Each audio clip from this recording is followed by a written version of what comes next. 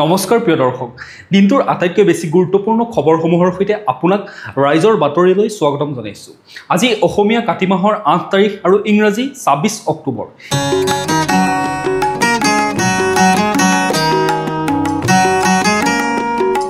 এতিয়া আহিছোঁ আমি প্ৰথমটো খবৰলৈ অলপমান নিৰিবিলিকৈ সিৰিয়াছলি এইবাৰহে দলটোৰ কথা চিন্তা কৰিব হেনো অগপয় কি হ'ব অগপৰ ভৱিষ্যতৰ কাৰ্যপন্থা দিগদৰ্শন বৈঠকত কি সিদ্ধান্ত ওলাল অগপৰ দুবাৰকৈ শাসনৰ বাঘজৰি লোৱা আঞ্চলিক দল অগপৰ দলৰ ভৱিষ্যত কি বিজেপিৰ মিত্ৰতাত থাকি লাহে লাহে আঞ্চলিক দলটোৱে নিজৰ অস্তিত্ব ইতিমধ্যে হেৰুৱাই পেলাইছে নেকি জাতীয়তাবাদৰ প্ৰতি সমৰ্থন থকা প্ৰতিজন লোকৰ মনত এই প্ৰশ্নবোৰ উদয় হোৱাটো অতি স্বাভাৱিক দলটোৰ প্ৰতি আস্থা আৰু বিশ্বাস থকা লোকসকলৰ মনত উদয় হোৱা এনেবোৰ প্ৰশ্নৰ সমাধান বিচাৰি অগপৰ নেতৃত্ব সমবেত হৈছে গুৱাহাটী মহানগৰীৰ 9 মাইলত ইয়াতে অনুষ্ঠিত হৈছে অগপৰ ভৱিষ্যতৰ কাৰ্যপন্থাৰ দিগদৰ্শন বৈঠক অৰ্থাৎ ভৱিষ্যতৰ কাৰ্যপন্থাৰ দিশ নিৰ্ণয় কৰাৰ বাবে দলটোৰ সকলো নেতা একেলগে সমবেত হৈছে শুকুৰবাৰৰ দুদিনীয়া কাৰ্যসূচীৰে আয়োজন কৰা হৈছে এই বৈঠকখনৰ আৰু এই বৈঠকখনৰ শুভ উদ্বোধন কৰে ঐতিহাসিক অসম আন্দোলনৰ অক্লান্ত সৈনিক দ্বিজেন ফুকনে অগপৰ গুৰুত্বপূৰ্ণ এই বৈঠকত দলটোৰ ভৱিষ্যতৰ কাৰ্যপন্থা আৰু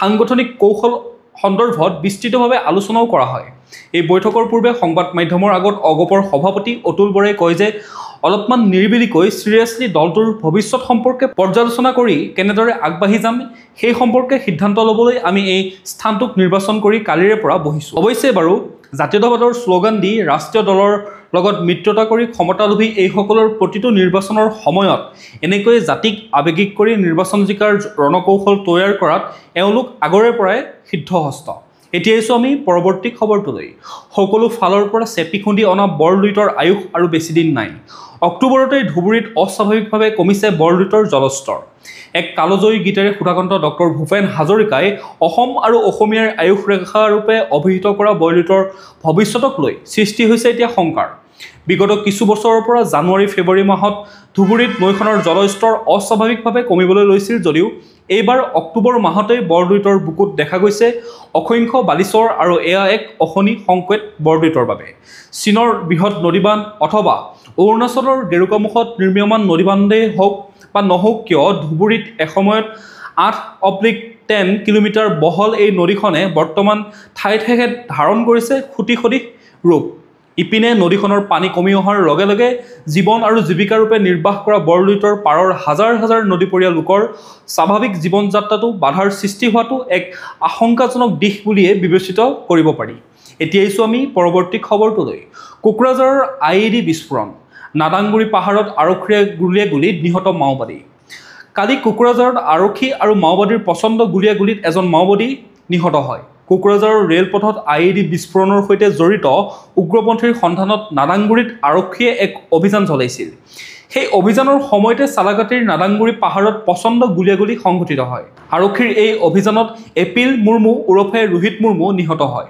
নিহত মাওবাদীজন 23 অক্টোবৰৰ কোকৰাঝাৰ আৰু চালাগাট মাজত সংঘটিত IED বিস্ফোৰণৰ মূল পৰিকল্পনাকাৰী আছিল বুলি ধাৰণা কৰা হৈছে নিহত এপিল মুৰ্মু ঝাৰখণ্ডতো বোমা বিস্ফোৰণৰ সৈতে জড়িত আছিল বুলি আৰক্ষী সূত্ৰই জানিবলৈ দিয়ে এতিয়া আছোঁ আমি পৰৱৰ্তী খবৰটোলৈ অনচুনী শিখেৰ বাবে ডক্টৰ পাৰ্থসাৰথী মহন্তক জুৰীৰ শ্ৰেষ্ঠ পৰিচালকৰ সন্মান লেখক কবি সাহিত্যিক পৰিচালক IPS বিষয়া ডক্টৰ পাৰ্থসাৰথী মহন্তৰ অনচুনী শিখে চুটি ছবিখনে পুনৰ খ্যাতি অৰ্জন কৰিছে গোৱালিয়ৰত অনুষ্ঠিত 6ম চম্বল আন্তৰ্জাতিক চলচ্চিত্ৰ মহোৎসৱ 2025ত অনচুনী শিখে চুটি ছবিখনৰ বাবে ডক্টৰ পাৰ্থসাৰথী মহন্তই জুৰীৰ শ্ৰেষ্ঠ পৰিচালকৰ সন্মান লাভ কৰিছে যোৱা 14 অক্টোবৰত পৰিচালকগৰাকীলৈ আগবঢ়োৱা হৈছে এই সন্মান ইয়াৰ পূৰ্বে যোৱা ছেপ্টেম্বৰত মুম্বাইত অনুষ্ঠিত উত্তৰ পূব ভাৰত আন্তঃৰাষ্ট্ৰীয় চলচ্চিত্ৰ মহোৎসৱ উত্তৰ পূবৰ বিশেষ শিতানত অনচুনী শিখে চুটি ছবিখনে শ্ৰেষ্ঠ পৰিচালক আৰু শ্ৰেষ্ঠ চুটি ছবি বঁটাৰ লগতে বিশিষ্ট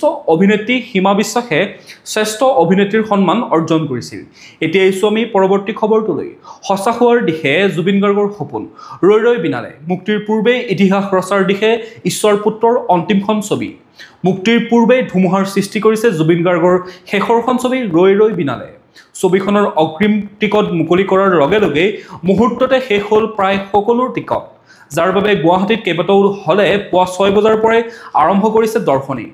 এই ৰৈ ৰৈ বিনালে ছবিখনৰ বাবে অসমৰ হলসমূহত বাতিল কৰা হৈছে বলিউডৰ কেইবাখনো ছবিৰ দৰ্শনী। গুৱাহাটীৰ চিনেপলিছত ৰখা হৈছে মুঠ 19টাকৈ দৰ্শনী। সমান্তৰালভাৱে PVRত 16টা দৰ্শনী, পল্টন বজাৰৰ গ্ৰেণ্ড চিনেত 10টা দৰ্শনী, আইনক্সত 16টা দৰ্শনী, বেলতলা মেট্ৰিক্সত 12টা দৰ্শনী ৰখা হয়। এতিয়া আহিছোঁ আমি পৰৱৰ্তী খবৰটোলৈ। বিকাশৰ নামত প্ৰকৃতি ধ্বংস নকৰিবলৈ দৰাবিলত চৰকাৰক সকীয়ালে মেধা পাটেকাৰে। সংগতত 1400 বিঘা ভূমি সামৰি জৈৱ বৈচিত্ৰ্যৰে ভৰপূৰ দক্ষিণ কামৰূপৰ ঐতিহাসিক দৰাবিল। দৰাবিলৰ সংলগ্ন গৰু চৰণীয়া পথাৰখন চৰকাৰে তথা বহিৰাগত কোম্পানীৰ হেনচকুৰ পৰা ৰক্ষা কৰিবলৈ স্থানীয় ৰাইজে দাবী জনাই আহিছিল। ইয়াৰ মাজতে 150 বিঘা মাটিত চৰকাৰে লজিষ্টিক পাৰ্ক নিৰ্মাণ কৰিবলৈ ব্যৱস্থা কৰিব বিচৰাত জাঙুৰ খাই উঠিছে ক্ষুব্ধ জনতা। আজি এই স্থানতে উপস্থিত হ'ল নৰ্মদা বচাও আন্দোলনৰ নেত্ৰী মেধা পাটেকাৰ। দক্ষিণ কামৰূপৰ আৰ্দ্ৰভূমি গৰু চৰণীয়া পথাৰ দৰাবিলত শনিবাৰে উপস্থিত হৈ বিশিষ্ট সমাজকৰ্মী তথা নৰ্মদা বচাও আন্দোলনৰ নেত্ৰী মেধা পাটেকাৰে এই ভূমি ৰক্ষাৰ বাবে মাত মাতিবলৈকে সকলোকে আহ্বান জনায়। তেওঁ এই দৰাবিলৰ বুকুৰ বেদনা শুনি দুখ প্ৰকাশ কৰে। কোনো কাৰণতে দৰাবিলত লজিষ্টিক পাৰ্ক স্থাপন কৰিবলৈ নিদিয়াৰ বাবে মাত মাতি যাব বুলিও উল্লেখ কৰি তেওঁ কয় যে আপোনালোকৰ অধিকাৰ আপোনালোকৰ হাতত। দৰাবিলৰ ওপৰত আঘাত মানেই আমাৰ জীৱিকাৰ ওপৰত আঘাত। এতিয়া আহিছোঁ আমি পৰৱৰ্তী খবৰটোলৈ। জুবিন গাৰ্গৰ সমাধি ক্ষেত্ৰত বলবৎ কৰা আইন নামানিলে হ'ব বিপদ, মুখ্যমন্ত্ৰী ডক্টৰ হিমন্ত বিশ্ব শৰ্মা। আকৌ জুবিন গাৰ্গৰ প্ৰসংগক লৈ সৰব হোৱা দেখা গ'ল মুখ্যমন্ত্ৰী হিমন্ত বিশ্ব শৰ্মাক। জুবিন গাৰ্গৰ সমাধি ক্ষেত্ৰত প্ৰয়োগ কৰা কেতবোৰ নীতি নিয়মক লৈ চলি থকা বিতৰ্কক লৈ কাছাৰৰ লক্ষীপুৰত শনিবাৰে সোচ্চাৰ হৈ পৰে মুখ্যমন্ত্ৰীগৰাকী। বলবৎ কৰা আইনৰ দোহাই দি এক প্ৰকাৰে যেন মুখ্যমন্ত্ৰীয়ে সকিয়নি দিলে একাংশক। এই বিষয়ত মুখ্যমন্ত্ৰী শৰ্মাই কয় যে আৰক্ষীয়ে কাকো বাধা নিদিয়ে, আইন মানুহৰ কাৰণে। আমি এটা নিয়ম বনাইছোঁ, নিয়মটো পালন কৰাটো মানুহৰ দায়িত্ব। আমি বোলে গোটেই ৰাতি থাকিম, যিসকলে যাব তাত যদি কিবা গণ্ডগোল হয় তাৰ তেওঁলোকেই দায়ী হ'ব। আমিতো জুবিনৰ সমাধিত পুলিচ CRPF লগাব নোৱাৰোঁ। লগতে কয় যে যি মানুহে আইন ভংগ কৰিব আৰু পিছত যদি তাতে কিবা বিপদ হয় আইনে তেওঁলোকৰ ওপৰত ব্যৱস্থা ল'ব। কোনোবাই মোক কৈছিল 1 ঘণ্টা বঢ়াই দিব লাগে বুলি। মই কৈছোঁ ঠিক আছে, আৰু 1 ঘণ্টা বঢ়াই দিছোঁ 11টালৈকে। এইদৰে দাম্ভিকতাৰে মন্তব্য কৰা দেখা গ'ল মুখ্যমন্ত্ৰীজনক। এতিয়া আহিছোঁ আমি পৰৱৰ্তী খবৰটোলৈ। কাজিৰঙা ৰাষ্ট্ৰীয় উদ্যানত 1 নৱেম্বৰৰ পৰা মুকলি হ'ব হাতী ছাফাৰী। শীতৰ আগমনৰ লগে লগে ইতিমধ্যে কাজিৰঙা ৰাষ্ট্ৰীয় উদ্যান পৰিদৰ্শনৰ বাবে সোঁত বৈছে দেশী বিদেশী পৰ্যটকৰ। আনহাতে নৱেম্বৰৰ 1 তাৰিখৰ পৰা পৰ্যটকৰ বাবে মুকলি কৰা হৈছে হাতী ছাফাৰী। ৰাষ্ট্ৰীয় উদ্যানখনৰ বাগৰি কহৰা বনাঞ্চলত মুকলি কৰা হ'ব এই হাতী ছাফাৰী। হাতী ছাফাৰীৰ ব্যৱসায়ীসকলে নিজৰ ব্যক্তিগত হাতী বাগৰি বনাঞ্চলত ইতিমধ্যে সাজু কৰি তুলিছে। এতিয়া আহিছোঁ আমি পৰৱৰ্তী খবৰটোলৈ।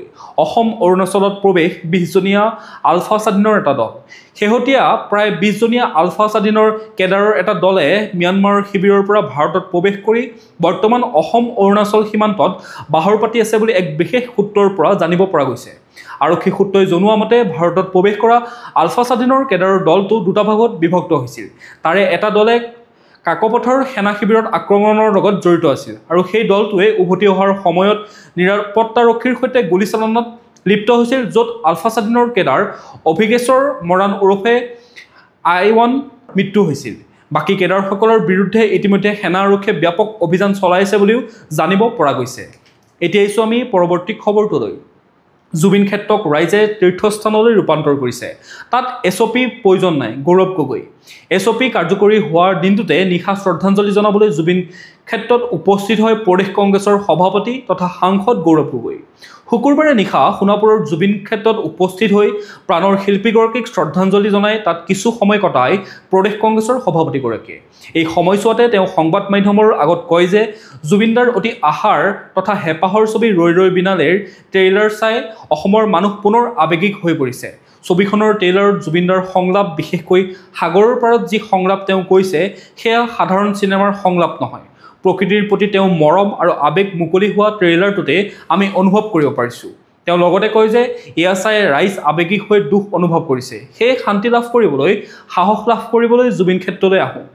ইয়ালৈ আহি আমি সাহস পাওঁ, এইদৰে তেওঁ মন্তব্য কৰা দেখা যায়। এতিয়া আহিছোঁ আমি পৰৱৰ্তী খবৰটোলৈ। কালি আটক হোৱা আলফা স্বাধীনৰ অভাৰগ্ৰাউণ্ড ৱৰ্কাৰ জিতু মৰাণৰ মাকুমৰ হেবেদাস্ত বাসগৃহত সেনা আৰক্ষীৰ যুটীয়া অভিযানত উদ্ধাৰ হয় এটা পিষ্টল আৰু বটল গ্ৰেনেড। তিনিচুকীয়া আৰক্ষী আৰু সেনাৰ যৌথ দলে শুকুৰবাৰে আটক কৰা আলফা স্বাধীনৰ অভাৰগ্ৰাউণ্ড ৱৰ্কাৰ জিতু মৰাণ ওৰফে মাইনাৰ মাকুমৰ হেবেদাস্ত বাসগৃহত আজি অভিযান চলাই পিষ্টল আৰু বটল গ্ৰেনেড উদ্ধাৰ কৰিবলৈ সক্ষম হয়। উল্লেখযোগ্য যে আটকাধীন জিতু মৰাণ ওৰফে মাইনাসহ লিংকমেন কেইজনে ম্যানমাৰৰ আলফা স্বাধীনৰ শিবিৰলৈ ঔষধ সৰবৰাহৰ কামত জড়িত আছিল বুলি আৰক্ষীৰ তদন্তত প্ৰকাশ পাইছে। এতিয়া আহিছোঁ আমি পৰৱৰ্তী খবৰটোলৈ। নিশা জুবিন ক্ষেত্ৰত সুৰামত্ত হৈ উদ্ভণ্ডালি কৰা 3গৰাকী লোকক আটক। কামৰূপ মহানগৰ জিলা প্ৰশাসনে জুবিন ক্ষেত্ৰত প্ৰযোজ্য হোৱাকৈ SOP জাৰি কৰি তাক কাৰ্যকৰীকৰণৰ প্ৰস্তুতি চলাই থকাৰ সময়তে সোণাপুৰ আৰক্ষীয়ে জুবিন ক্ষেত্ৰৰ পৰা কালি নিশা 2জন লোকক আটক কৰি সোণাপুৰ থানালৈ লৈ যায়। জুবিন ক্ষেত্ৰত আহিব পৰা যিকোনো ধৰণৰ প্ৰত্যাহ্বানৰ সৈতে মোকাবিলা কৰি শান্তি শৃংখলা বজাই ৰখাৰ চেষ্টা অব্যাহত ৰখাৰ সময়তে এজন লোকৰ গতিবিধি সন্দেহজনক হোৱাত সোণাপুৰ আৰক্ষীয়ে নিশা 12:30 লোকজনক আটক কৰি সোণাপুৰ থানালৈ লৈ যায়। আটকাধীন লোকজন বকুৰ অংকুৰ প্ৰাণ বড়ো বুলি জানিব পৰা গৈছে। ইয়াৰ বিপৰীতে আনজন লোকে সুৰাৰ ৰাগীত মাতাল হৈ জুবিন গাৰ্গৰ সমাধিৰ সন্মুখত SOP নমনাৰ হুংকাৰ দিয়াৰ লগতে চিঞৰ বাখৰ কৰি বিভিন্ন অশ্লীল বাক্যবাণেৰে পুলিচ প্ৰশাসনক প্ৰত্যাহ্বান জনোৱা দেখা গৈছিল। জুবিন ক্ষেত্ৰত আইন শৃংখলা বজাই ৰখাৰ স্বাৰ্থত শেষত লোকজনক আৰক্ষীয়ে আটক কৰিবলৈ বাধ্য হয়। এতিয়া আহিছোঁ আমি পৰৱৰ্তী খবৰটোলৈ। জুবিন গাৰ্গৰ জন্মদিনটো এতিয়াৰে পৰা জাতীয় স্বাভিমান দিৱস হিচাপে পালন কৰিব অসম গণ পৰিষদে। এই কথা সংবাদ মাধ্যমৰ আগত জনায় অগপৰ সভাপতি অতুল বৰাই। উল্লেখযোগ্য যে 1972 চনৰ 18 নৱেম্বৰত মেঘালয়ৰ তুৰাত আমাৰ প্ৰাণৰ শিল্পী জুবিন গাৰ্গৰ জন্ম হৈছিল। এতিয়া আহিছোঁ আমি পৰৱৰ্তী খবৰটোলৈ। যোৰহাটৰ যুৱক সন্দীপ ৰাজ তামুলীৰ অসমীয়াগিৰি বহিৰাগত কোম্পানীক প্ৰত্যাহ্বান জনাই মুকলি কৰিলে চুগাৰী নামেৰে এটা food delivery app. Google play ষ্টৰত উপলব্ধ হোৱা এপটোৰ জৰিয়তে ৰাইজক ঘৰতে যোগান ধৰিব দৈনন্দিন প্ৰয়োজনীয় সকলো সামগ্ৰী। ৰেষ্টুৰেণ্টৰ প্ৰিয় আহাৰ, শাক পাচলিৰ পৰা ঔষধ পৰ্যন্ত ঘৰতে বহি লাভ কৰিব পাৰিব গ্ৰাহকে। ইতিমধ্যে ৰাজ্যৰ 32টাকৈ স্থানত মুকলি কৰা চুগাৰী ফুড ডেলিভাৰী এপটোৰ জৰিয়তে সংস্থাপিত হৈছে স্থানীয় বহু নিবনুৱা যুৱক যুৱতী। প্ৰিয় দৰ্শক, আপোনালোকে বাতৰিসমূহ চাই থাকিব, লগতে আমাৰ চেনেলটো ছাবস্ক্ৰাইব কৰি লওক। আপোনালোকে বাতৰিসমূহ চাই কিন্তু চেনেলটো ছাবস্ক্ৰাইব নকৰে, প্লিজ চেনেলটো ছাবস্ক্ৰাইব কৰি ল'ব, লগতে নটিফিকেশ্যন বেল আইকনটো প্ৰেছ কৰি ৰাখিব, যাতে প্ৰতিদিনে আমাৰ ভিডিঅ'ৰ আপডেটসমূহ আপোনালোকে ৰেগুলাৰকৈ পাই থাকে। লগতে ভিডিঅ'টো যদি চাই ভাল পালে এটা লাইক কৰিব আৰু কমেণ্টত আপোনাৰ মতামত দিবলৈও নাপাহৰিব। এতিয়া জানি লওঁ আহক আজিৰ দিনটোৰ বতৰৰ বতৰা। ভাৰতীয় বতৰ বিজ্ঞান কেন্দ্ৰৰ তথ্য অনুসৰি 26 অক্টোবৰ 2025 দেওবাৰৰ দিনটো অসমৰ বতৰ মেঘাচ্ছন্ন আকাশৰ সৈতে আংশিক বৰষুণ হোৱাৰ সম্ভাৱনা আছে। দিনটোৰ সৰ্বোচ্চ তাপমাত্ৰা 32 ডিগ্ৰী চেলছিয়াছ হ'ব আৰু ৰাতিৰ সৰ্বনিম্ন তাপমাত্ৰা 22 ডিগ্ৰী চেলছিয়াছ হ'ব। সূৰ্যোদয় হ'ব পুৱা 5:28 আৰু সূৰ্যাস্ত হ'ব আবেলি 4:47। এতিয়া আহিছোঁ আমি ৰাষ্ট্ৰীয় গুৰুত্বপূৰ্ণ খবৰসমূহৰ মাজলৈ। 112বিধ ঔষধ নিৰ্ধাৰিত মানৰ নহয়। চেণ্ট্ৰেল ড্ৰাগছ ষ্টেণ্ডাৰ্ড কণ্ট্ৰল অৰ্গেনাইজেশ্যনৰ প্ৰতিবেদনত উন্মোচন ভয়ংকৰ তথ্য। শেহতীয়াকৈ ৰোগীৰ চিকিৎসাত ব্যৱহাৰ কৰা কেইবাবিধো ঔষধ নিৰ্দিষ্ট মানৰ নহয় বুলি এখন প্ৰতিবেদনে প্ৰকাশ কৰিছে চেণ্ট্ৰেল ড্ৰাগছ ষ্টেণ্ডাৰ্ড কণ্ট্ৰলে। এই ঔষধসমূহৰ ভিতৰত পেৰাচিটামল, পেণ্ট'প্ৰাজল, মাল্টিভিটামিন, এণ্টিবায়'টিক, ৰক্তচাপত সেৱন কৰা ঔষধ, প্ৰসূতিক দিয়া ইনজেকশ্যনৰ লগতে আছে আন ভালেমান ঔষধ। উল্লেখযোগ্য যে CDSCOয়ে বিভিন্ন ৰাজ্যৰ বজাৰত বিক্ৰী কৰি থকা ঔষধৰ নমুনা সংগ্ৰহ কৰি ৰাজ্যিক তথা কেন্দ্ৰীয় গৱেষণাগাৰত পৰীক্ষা কৰে। ইয়াৰ পৰা 112বিধ ঔষধ নিৰ্ধাৰিত মানৰ নহয় আৰু ভেজাল বুলি প্ৰকাশ পায়। এই ঔষধসমূহৰ বিক্ৰী ইতিমধ্যে বজাৰৰ পৰা আঁতৰোৱাৰ নিৰ্দেশ প্ৰদান কৰা হৈছে। যোৱা মাহত সংগ্ৰহ কৰা এই নমুনাসমূহৰ ভিতৰত 52বিধ ঔষধ CDSCOয়ে নিৰ্ধাৰিত মানৰ নহয় বুলি তথ্য লাভ কৰিছিল। আনহাতে ৰাজ্যিক গৱেষণাগাৰত পৰীক্ষা কৰা 60বিধ ঔষধৰ নিৰ্ধাৰিত মানৰ নহয় বুলি জানিব পাৰিছে। পৰীক্ষাত ভেজাল তথা নিৰ্ধাৰিত মানৰ নহয় বুলি জানিব পৰা সংশ্লিষ্ট বেটছৰ নম্বৰ ঔষধসমূহক অতি শীঘ্ৰে বজাৰৰ পৰা আঁতৰোৱাৰ নিৰ্দেশ দিয়া হয়। এতিয়া আহিছোঁ আমি পৰৱৰ্তী খবৰটোলৈ। ৰাধা আৰু কৃষ্ণ, তেলেংগানাৰ বিৰল পুংগানুৰ নতুন ঘৰ হ'ব ৰাজস্থানৰ মন্দিৰ। তেলেংগানাৰ পৰা প্ৰায় 48 ঘণ্টীয়া যাত্ৰাৰ অন্তত ৰাজস্থানৰ নতুন ঘৰত উপস্থিত হৈছে ৰাধা আৰু কৃষ্ণ নামৰ দুটা গৰু পোৱালি। বিশ্বৰ আটাইতকৈ সৰু, বৰ্তমান 18 ইঞ্চি ওখ এই বিৰল পুংগানুৰ জাতৰ গৰুবোৰক শেহতীয়াকৈ ৰাজস্থানৰ আলৱাৰৰ ভেংকটেশ বালাজী দিব্যধাম মন্দিৰলৈ অনা হৈছে। মন্দিৰৰ প্ৰধান পুৰোহিত মহন্ত সুদৰ্শনাচাৰ্যই কয় যে ইহঁতক দেখি মানুহে হাঁহি বন্ধ কৰিব নোৱাৰে। সৰু, কোমল আৰু ঐশ্বৰিক। আমি ইয়ালৈ আনিছিলোঁ যে চহৰতো গৰু পালন আৰু যত্ন কৰিব পাৰি। এতিয়া আহিছোঁ আমি পৰৱৰ্তী খবৰটোলৈ। নিৰ্বাচনী প্ৰচাৰত এআইৰ ব্যৱহাৰ স্পষ্টভাৱে উল্লেখ কৰিব লাগিব। ৰাজনৈতিক দলসমূহলৈ নিৰ্বাচন আয়োগৰ পৰামৰ্শ। বিহাৰ বিধানসভা নিৰ্বাচনৰ পূৰ্বে নিৰ্বাচন আয়োগৰ এক গুৰুত্বপূৰ্ণ পদক্ষেপ। শুকুৰবাৰে নিৰ্বাচন আয়োগে কয় যে ৰাজনৈতিক দলসমূহৰ ছ'চিয়েল মিডিয়া হেণ্ডেলত ধৰা পৰা কৃত্ৰিমভাৱে সৃষ্টি কৰা বা কৃত্ৰিম বুদ্ধিমত্তা দ্বাৰা পৰিৱৰ্তিত ছবি, অডিঅ' বা ভিডিঅ', ভুল তথ্য বা খেলিমেলি কৰা যিকোনো বিষয়বস্তু চকুত পৰা বা ৰিপৰ্ট কৰা 3 ঘণ্টাৰ ভিতৰতে আঁতৰাই দিব লাগে। ৰাজনৈতিক প্ৰচাৰত কৃত্ৰিম বুদ্ধিমত্তা ভিত্তিক সঁজুলি অপব্যৱহাৰৰ বিৰুদ্ধে ৰাজনৈতিক দলসমূহলৈ পৰামৰ্শ জাৰি কৰি নিৰ্বাচন আয়োগে কয় যে এনেধৰণৰ বিষয়বস্তুৱে ভয়াৱহ ভাবুকিৰ সৃষ্টি কৰিছে। ইয়াৰ উপৰিও আয়োগে দলসমূহক নিশ্চিত কৰিবলৈ কয় যে প্ৰচাৰৰ উদ্দেশ্যে ব্যৱহৃত বা প্ৰচাৰ কৰা যিকোনো এআই পৰিৱৰ্তিত ছবি, অডিঅ' বা ভিডিঅ' এআই উৎপন্ন, ডিজিটেলি প্ৰস্তুত বা কৃত্ৰিম বিষয়বস্তু বুলি স্পষ্টভাৱে উল্লেখ থাকিব লাগিব বুলিও নিৰ্বাচনী আয়োগে জনায়। এতিয়া আহিছোঁ আমি খেল জগতৰ খবৰসমূহৰ মাজলৈ। ভাৰতৰ মাটিত অষ্ট্ৰেলিয়াৰ খেলুৱৈক যৌন নিৰ্যাতন। ঘৰুৱা দল ভাৰতে অন্তিমটো দল হিচাপে ছেমিফাইনেলত প্ৰৱেশ কৰাৰ পিছতে প্ৰতিযোগিতাখন উজ্জীৱিত হোৱাৰ সময়তে ঘটিল এক অঘটন। এইবাৰ বিদেশৰ মহিলা খেলুৱৈ যৌন নিৰ্যাতনৰ বলি হোৱাৰ অভিযোগ উঠিছে। ICC মহিলা ক্ৰিকেট বিশ্বকাপৰ ইন্দোৰত শনিবাৰে অষ্ট্ৰেলিয়াৰ সৈতে মুখামুখি হৈছে দক্ষিণ আফ্ৰিকা। দুয়োটা দল একেখন হোটেলতে আছে। MIG থানা এলেকাৰ হোটেলৰ পৰা ওলাই যোৱাৰ সময়ত অষ্ট্ৰেলিয়াৰ দুগৰাকী খেলুৱৈক নিৰ্যাতন চলোৱাৰ অভিযোগ উত্থাপিত হৈছে। এই অভিযোগ উত্থাপন হোৱাৰ পিছতেই আৰক্ষীয়ে গোচৰ ৰুজু কৰি অভিযুক্তক গ্ৰেপ্তাৰ কৰি ইতিমধ্যে জেৰা আৰম্ভ কৰিছে। ঘটনা সংঘটিত হোৱা স্থানৰ সমীপৰ অঞ্চলৰ CCTV ফুটেজ ভিত্তিত আৰক্ষীয়ে খৰদানা থানাৰ এলেকাত বাস কৰা আকিল নামৰ এজন যুৱকক গ্ৰেপ্তাৰ কৰিবলৈ সক্ষম হয়। সম্প্ৰতি আকিলক সোধা-পোছা অব্যাহত ৰাখিছে আৰক্ষীয়ে। এতিয়া আহিছোঁ আমি পৰৱৰ্তী খবৰটোলৈ।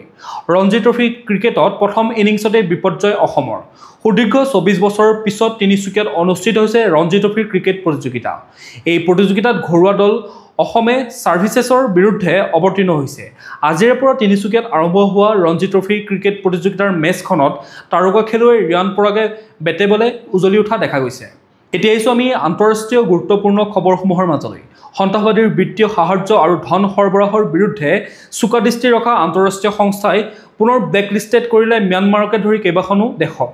সন্ত্ৰাসবাদীলৈ বিত্তীয় সাহায্য আৰু ধন সৰবৰাহৰ বিৰুদ্ধে বিশ্বব্যাপী চোকা দৃষ্টি ৰখা সংস্থা ফাইনেন্সিয়েল একশ্যন টাস্ক ফ'ৰ্চে চমুকৈ FATF-এ কেইবাখনো দেশক ব্লেকলিষ্ট কৰিছে।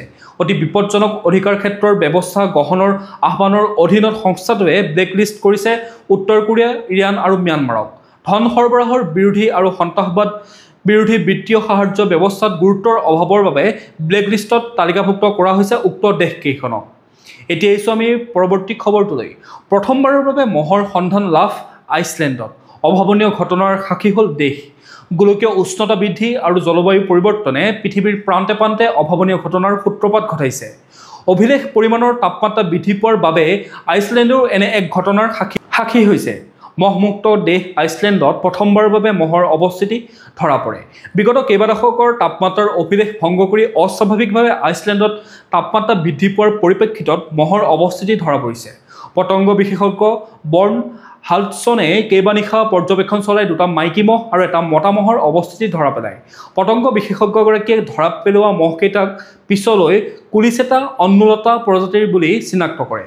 এই প্ৰজাতিটোৱে অতি শীতল পৰিৱেশতো জীয়াই থাকিব পাৰে। প্ৰিয় দৰ্শক, আজিৰ দিনটোৰ গুৰুত্বপূৰ্ণ খবৰসমূহ আছিল ইমানেই। আপোনালোকে যদি এতিয়াও আমাৰ চেনেলটো ছাবস্ক্ৰাইব কৰি লোৱা নাই তেতিয়াহ'লে চেনেলটো ছাবস্ক্ৰাইব কৰি ল'ব, লগতে নটিফিকেশ্যন বেল আইকনটো প্ৰেছ কৰি ৰাখিব যাতে প্ৰতিদিনে আমাৰ ভিডিঅ'ৰ আপডেটসমূহ আপোনালোকে ৰেগুলাৰকৈ পাই থাকে। লগতে ভিডিঅ'টো যদি চাই ভাল পালে এটা লাইক কৰিব আৰু কমেণ্টত আপোনাৰ মতামত দিবলৈও নাপাহৰিব। কাইলৈ পুনৰ একে সময়তে লগ পোৱাৰ প্ৰতিশ্ৰুতিৰে আপোনাক বহুত বহুত ধন্যবাদ জ্ঞাপন কৰিছোঁ।